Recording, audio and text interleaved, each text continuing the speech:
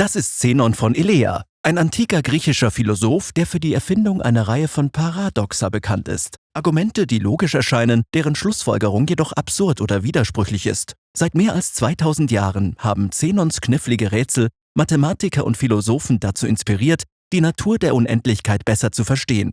Eines der bekanntesten Probleme Zenons ist das Dichotomie-Paradoxon, was auf Altgriechisch das Paradoxon der Zweiteilung bedeutet. Es geht ungefähr so: Nach einem langen Tag des Herumsitzens und Nachdenkens beschließt Zenon, von seinem Haus zum Park zu laufen. Die frische Luft macht seinen Kopf frei und hilft ihm, besser zu denken.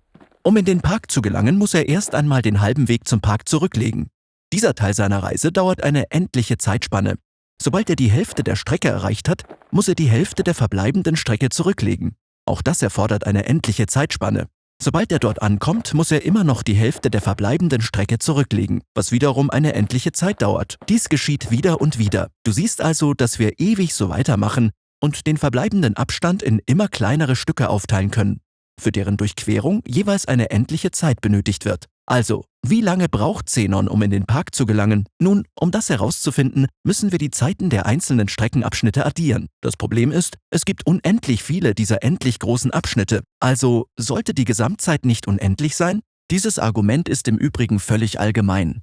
Es besagt, dass die Reise von einem beliebigen Ort zu einem anderen Ort unendlich viel Zeit in Anspruch nehmen sollte. Mit anderen Worten, jegliche Bewegung ist unmöglich. Diese Schlussfolgerung ist eindeutig absurd. Aber wo liegt der Fehler in der Logik? Um das Paradoxon aufzulösen, hilft es, die Geschichte in ein mathematisches Problem zu verwandeln. Nehmen wir an, dass Zenons Haus eine Meile vom Park entfernt ist und dass Zenon 1 Meile pro Stunde läuft. Der gesunde Menschenverstand sagt uns, dass die Reise 1 Stunde dauern sollte. Aber betrachten wir die Dinge doch einmal aus Zenons Sicht und teilen die Reise in Abschnitte auf. Die erste Hälfte der Reise dauert eine halbe Stunde, der nächste Teil dauert eine Viertelstunde, der dritte Teil dauert eine Achtelsstunde und so weiter. Fasst man all diese Zeiten zusammen, ergibt sich eine Reihe, die so aussieht.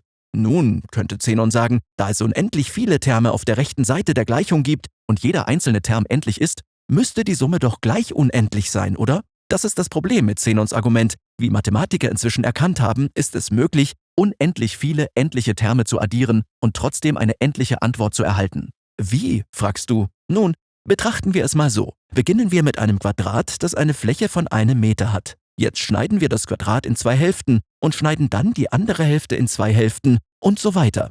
Während wir das tun, behalten wir die Flächen der Teile im Auge. Der erste Schnitt ergibt 2 Teile, jeweils mit einer Fläche von 1 Hälfte. Der nächste Schnitt teilt eine dieser Hälften in 2 Hälften und so weiter. Aber egal wie oft wir die Flächen aufteilen, die Gesamtfläche ist immer noch die Summe der Flächen aller Teile. Jetzt kann man sehen, warum wir das Quadrat auf diese Weise aufgeteilt haben. Wir haben dieselbe unendliche Reise erhalten, die wir bei der Dauer von Zenons Reise hatten. Wenn wir mehr und mehr blaue Flächen konstruieren, oder im mathematischen Fachjargon, wenn der Grenzwert für n gegen unendlich geht, wird das gesamte Quadrat blau. Aber die Fläche des Quadrats ist nur eine Einheit und somit muss die unendliche Summe gleich 1 sein. Wenn wir zu Zenons Reise zurückkehren, sehen wir nun, wie das Paradoxon gelöst wird. Die Summe der unendlichen Reihe ergibt nicht nur eine endliche Antwort. Diese endliche Antwort ist die gleiche, die uns der gesunde Menschenverstand sagt. Zenons Reise dauert 1 Stunde. Lerne mehr mit diesen Videos und vergiss nicht, unseren Kanal zu abonnieren. Verpasse nie die Chance, etwas Neues zu lernen.